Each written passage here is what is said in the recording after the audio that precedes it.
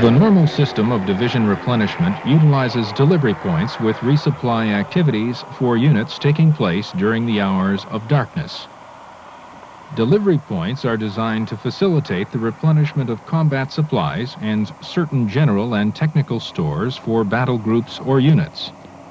Their locations are based upon the need for dispersion of the delivery sites and any restriction on administrative movement in the forward area.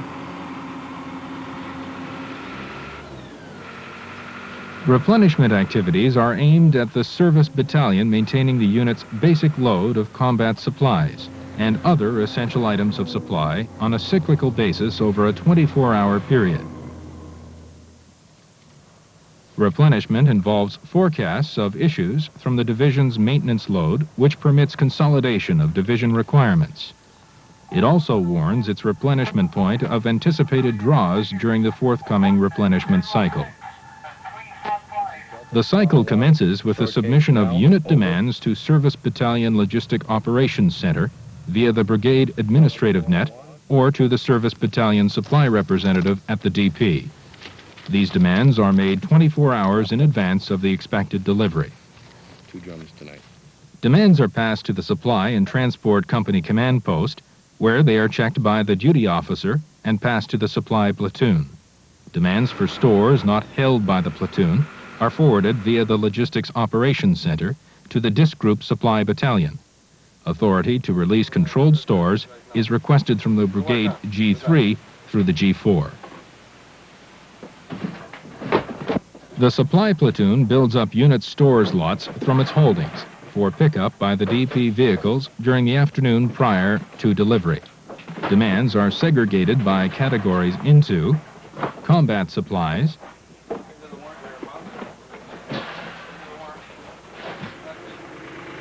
defense stores, general and technical stores, repair parts, and field force equipment table items. In the case of combat supplies, the Supply and Transport Company CP warns its transport platoons of forecast unit requirements, so that load planning, vehicle cross-loading activities, and preliminary DP orders may begin. At the same time, the Battalion Log Ops Center prepares a consolidated forecast of combat supplies, which is passed to the Division Service Group Headquarters, and the RP is warned of the Division's anticipated draw for that night. Unit operational requirements may change with the battle situation. These changes are handled by supplementary or emergency supply requests. Supplementary supply requests are usually expressed as deletions or additions to the stores and commodities previously demanded by units. Emergency supply requests are urgently required stores or supplies which were not previously demanded. They can be submitted at any time. If delivery cannot be accomplished on the next scheduled DP, then immediate delivery may be made to an emergency DP or direct to a unit location. It is the responsibility of the unit requiring resupply to select the locations and timings for the DP. Authority to use a piece of ground and access routes to it is provided by the Brigade Headquarters G3 staff. Requests and authorizations for DP locations and timings follow the administrative chain of command, from the unit to the Brigade Headquarters G4 staff and on to the Service Battalion Log Ops Center. On occasion, minor units or detached subunits may be grouped with a major unit for their replenishment requirements. When this is the case, affiliated units arrive at the DP site in accordance with predetermined timings. DP orders are prepared at the Supply and Transport Company CP. They contain preliminary information and an update on the tactical situation, DP locations and timings, route information and a commodities list, and radio frequencies, passwords, and available RP details and procedures. Concurrent activity within the company includes preparation of unit issue vouchers, advising the Log Ops Center of special requirements for heavy lift at the DP, and finalizing arrangements to pick up defensive stores, repair parts, CF FET items, and other stores.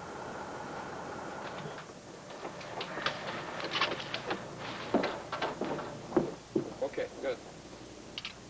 Simultaneously, vehicles are serviced,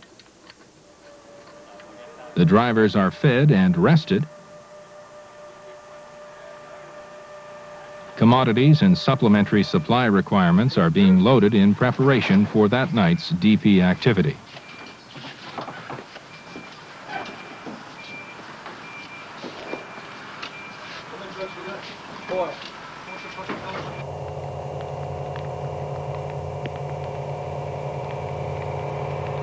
In accordance with their timings, convoys leave for their respective DPs.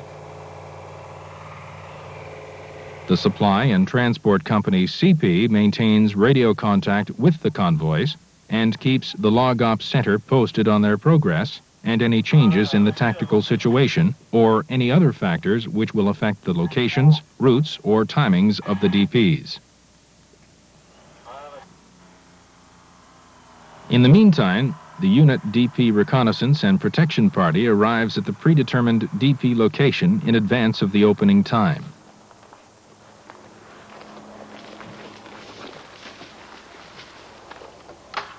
Factors to be considered in the sighting of a DP include reasonable proximity to the Unit A echelon location, ease of access to the main supply route with at least 2 lead-in roads and identifiable contact points, lying up areas, sufficient maneuver area within the DP site, separate entrance and exit tracks, concealment, defense, hard standings, and any known enemy activity.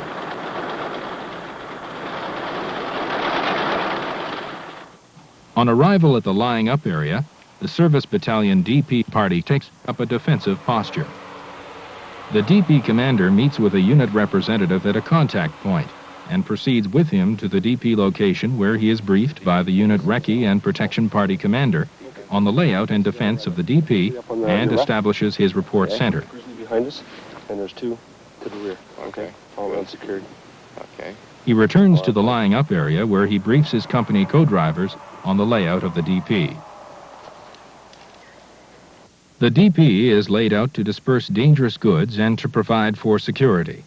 A DP layout will normally include an arrival lying up area, a DP report center, areas for salvage, mail, POL, rations, ammunition, general stores and repair parts, and a departure lying up area. The Supply and Transport Company vehicles are then moved to the DP site using the out route and are positioned to accommodate tailgate-to-tailgate cross-loading. The co-drivers return to the report center and wait to guide receiving unit vehicles to the appropriate commodity vehicles.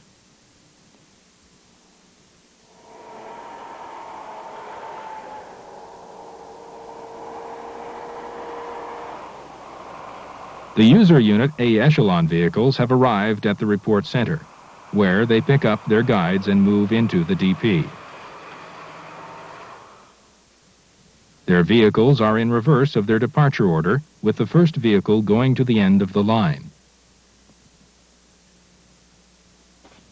The cross-loading process begins with the user unit providing the extra manpower needed for handling stores. The user unit and the Service Battalion supply representatives verify the stores being cross-loaded. The next night's demands are collected by the supply representative, which are later handed in to the Supply and Transport Company CP. On completion of the store's handover, the DP is wrapped up and unit vehicles return to their echelon locations. The Service Battalion's convoy then proceeds to the RP to replenish that portion of the brigade maintenance load expended during that night's DP. The DP operation just described is one example. Actual procedures for any operation would be determined by brigade SOPs and the tactical situation.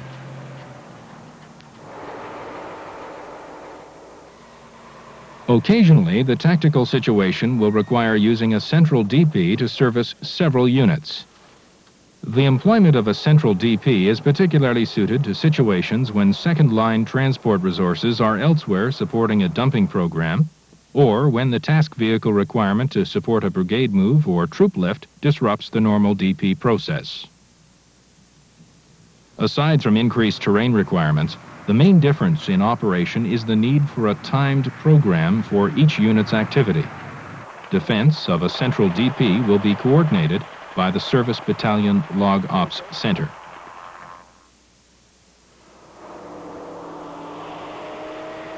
The same DP layout principles apply in built-up areas.